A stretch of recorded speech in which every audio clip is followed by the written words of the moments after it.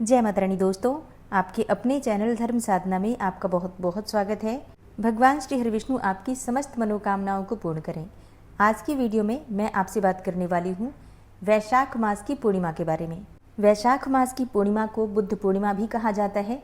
ऐसी मान्यता है कि आज ही के दिन अर्थात वैशाख मास की पूर्णिमा तिथि पर भगवान श्री हरिविष्णु के 9वें अवतार महात्मा बुद्ध का जन्म हुआ था। तो वैशाख मास की पूर्णिमा बहुत महत्वपूर्ण होती है। इस दिन स्नान करने से, दान करने से जन्म जन्मांतर के कायिक, वाचिक, मानसिक पाप कर्म समाप्त हो जाते हैं और माता लक्ष्मी की, भगवान श्री हरिविष्णु की असीम कृपा हमें प्राप्त होती है। और इस बार वैशाख मास की पूर्णिमा 1 मई 2026 शुक्रवार को मनाई जाएगी।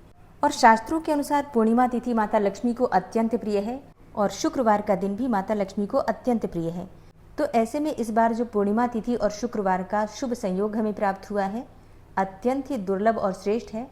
इस दिन भगवान श्री हरिविष्णु और माता लक्ष्मी की आराधना करने से जन्म जन्मांतर की दरिद्रता से मुक्ति मिल सकती है। पूर्णिमा तिथि पर माता लक्ष्मी और भगवान श्री हरिविष्णु की आराधना करने से सौभाग्य की प्राप्ति होती है, संतान की प्राप्ति होती है, दाम्पत्य जीवन में मधुरता आती है।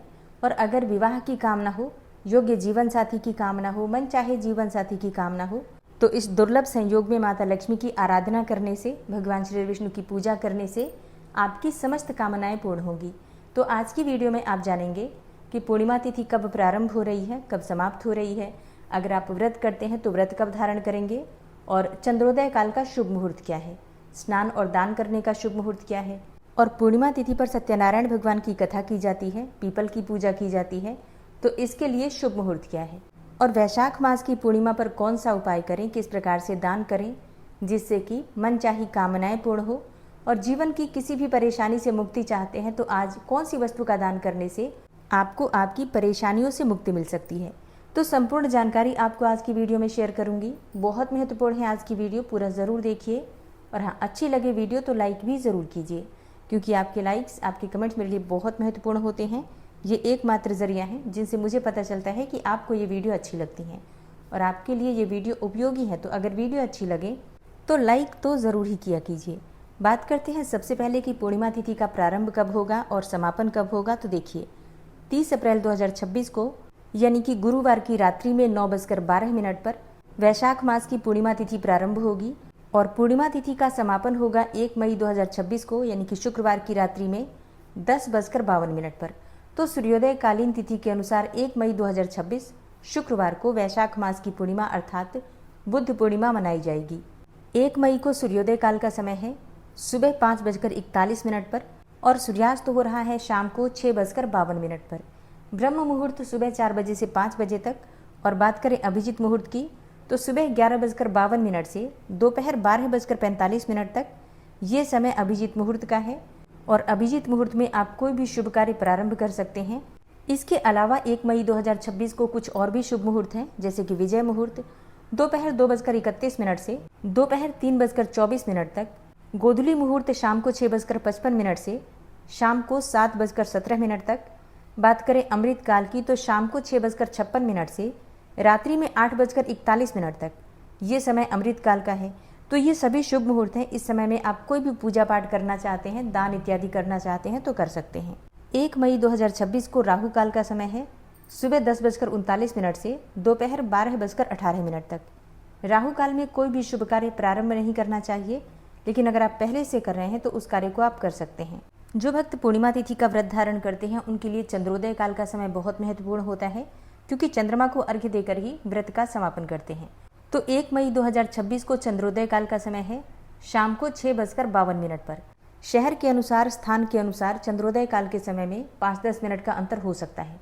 तो आप लोग ध्यान रखिएगा, आपके यहाँ जब चंद्रमा उदित होंगे तो आप दर्शन पूजन करके अपने व्रत का समापन कर सकते हैं। अब बात करें स्नान दान के सबसे शुभ मुहूर्त के विषय में। देखिए, पूर्णिमा तिथि पर या फिर अमावस्या तिथि पर ब्रह्म मुहूर्त में हम स्नान करते हैं तो सुबह 4 बजे से 5 बजे तक ब्रह्म मुहूर्त है। आप स्नान कर सकते हैं, विधि विधान से पूजा कर सकते हैं, फिर उसके बाद आप दान कर सकते हैं। अब इसमें भी स्नान और पूजा आपकी सूर्योदय से पहले हो जाए, इस बात का ध्यान रखना है। दान आप दिन में कभी भी कर सकते हैं, पूरे दिन में कभी भी दान कर सकते हैं, लेकिन फिर भी दान करने का भी जो सबसे शुभ मुहूर्त है सुबह 8 बजे से पहले तक है। मतलब अगर आप सुबह जल्दी उठते हैं तो स्नान पूजा करने के बाद 8 बजे तक आपका स्नान, दान, पूजा इत्यादि सभी कार्य हो जाए तो ये अत्यधिक श्रेष्ठ होगा। बाकी पूरे दिन में कभी भी आप दान कर सकते हैं अपने समय के अनुसार, सुविधा के अनुसार। क्योंकि बहुत से भक्त हैं जो कि व्रत धारण करते हैं सत्यनारायण भगवान का, सत्यनारायण की कथा करवाते हैं, तो इसमें काफ़ी समय लगता है। फिर सत्यनारायण की कथा पूजा करने के बाद आप दान कर सकते हैं। ठीक है। सत्यनारायण व्रत की कथा कब करें? देखिए, सत्यनारायण भगवान की कथा आप सुबह भी कर सकते हैं, शाम को भी कर सकते हैं, अभिजीत मुहूर्त में भी कर सकते हैं। ठीक है। पूर्णिमा पर पीपल की पूजा करने का शुभ मुहूर्त कब है? देखिए, सुबह सूर्योदय के बाद हम पूजा करते हैं पीपल की, तो सुबह सूर्योदय से लेकर मतलब सुबह 5:41 से सुबह 9:30 तक ये समय पीपल की पूजा करने का सबसे श्रेष्ठ मुहूर्त है। पीपल की पूजा के लिए आपको एक पात्र लेना है। उस पात्र में आपको थोड़ा सा कच्चा दूध, थोड़ा जल, गंगा जल, इस प्रकार से पात्र को भर दीजिए। इसमें थोड़ा गुड़, शक्कर या फिर बताशा डाल दीजिए, मतलब जल को मीठा कर लीजिए, शहद डालकर भी कर सकते हैं।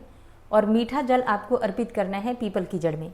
धूप, दीप, अक्षत पुष्प इत्यादि सभी चीज़ें अर्पित करके पीपल की पूजा कर लीजिए, परिक्रमा कर लीजिए। और श्री लक्ष्मी नारायण विराजित होते हैं पूर्णिमा तिथि के दिन पीपल के वृक्ष में। तो भगवान श्री हरि विष्णु और माता लक्ष्मी का ध्यान करके पीपल की पूजा कीजिए और उनसे प्रार्थना कीजिए कि आपके जीवन में जो भी परेशानियां हैं उन परेशानियों से आपको मुक्ति मिले। कोई भी कामना हो आपकी, किसी भी प्रकार की कामना हो आपकी, तो पीपल के वृक्ष के नीचे बैठकर थोड़े समय अपने पितरों का ध्यान कीजिए, भगवान श्री लक्ष्मी नारायण का ध्यान कीजिए और उनसे प्रार्थना कीजिए। तो निश्चित ही आपकी परेशानियों से आपको मुक्ति मिलती है और किसी भी प्रकार की कामना हो आपकी कामना पूर्ण होती है। क्योंकि पीपल में हमारे पितरों का भी वास माना जाता है और भगवान श्री लक्ष्मी नारायण भी वास करते हैं। तो अगर हम प्रार्थना करते हैं सच्चे मन से, श्रद्धा भाव से, अपने पितरों का स्मरण करते हैं, तो निश्चित ही हमारी प्रार्थना स्वीकार होती है और हमें हमारी परेशानियों से मुक्ति मिलती है। तो ये कार्य आप अमावस्या तिथि पर भी कर सकते हैं, इसके अलावा पूर्णिमा पर भी कर सकते हैं। और प्रत्येक शनिवार को पीपल की पूजा अवश्य करें अगर आपके घर के आसपास पीपल का वृक्ष है तो। वैशाखी पूर्णिमा पर दान किन चीज़ों का करें? देखिए, पूर्णिमा तिथि पर आप अन्न का, जल का, धन का, वस्त्र इत्यादि सभी चीज़ों का दान कर सकते हैं। जैसे कि अभी गर्मी का मौसम है तो आप चाहें तो इसके अनुसार गर्मी से बचने वाली वस्तुओं का दान कर सकते हैं, पंखे का, कूलर का दान कर सकते हैं। सामर्थ्य के अनुसार, जैसे अगर आपके पास है सामर्थ्य तो जल से भरे हुए घड़े का दान कर सकते हैं। पक्षियों के लिए, पशुओं के लिए जल की व्यवस्था कर सकते हैं। गरीबों को, ब्राह्मणों को भोजन करवा सकते हैं या फिर भोजन की सामग्री का दान कर सकते हैं।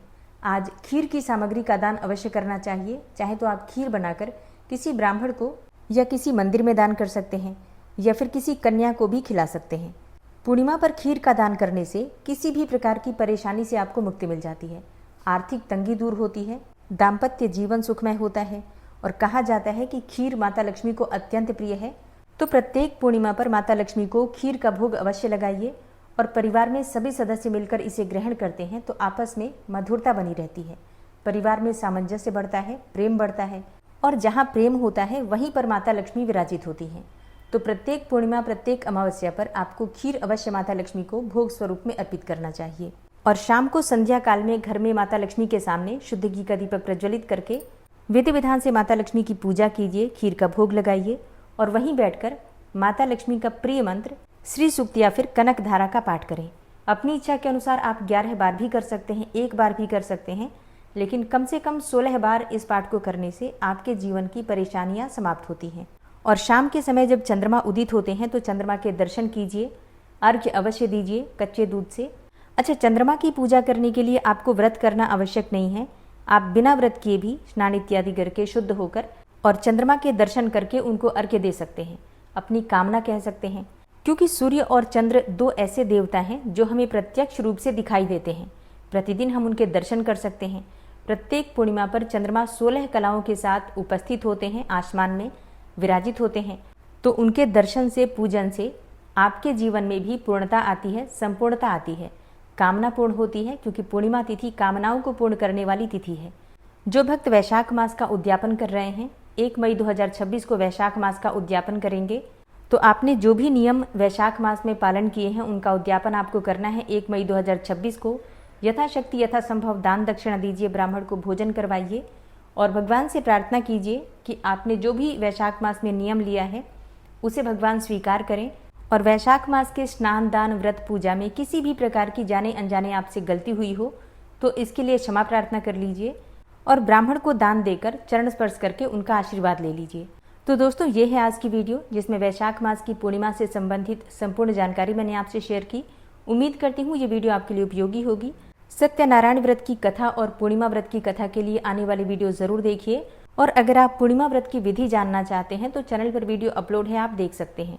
वीडियो अच्छी लगी है तो लाइक जरूर कीजिए, शेयर कीजिए और चैनल पर पहली बार आए हैं तो सब्सक्राइब करके बेल आइकन को जरूर प्रेस कर लीजिए ताकि आने वाली सभी वीडियोज की नोटिफिकेशन आपको सही समय पर प्राप्त हो। मिलती हूँ मैं आपसे अगली वीडियो में, तब तक के लिए जय श्री राधे।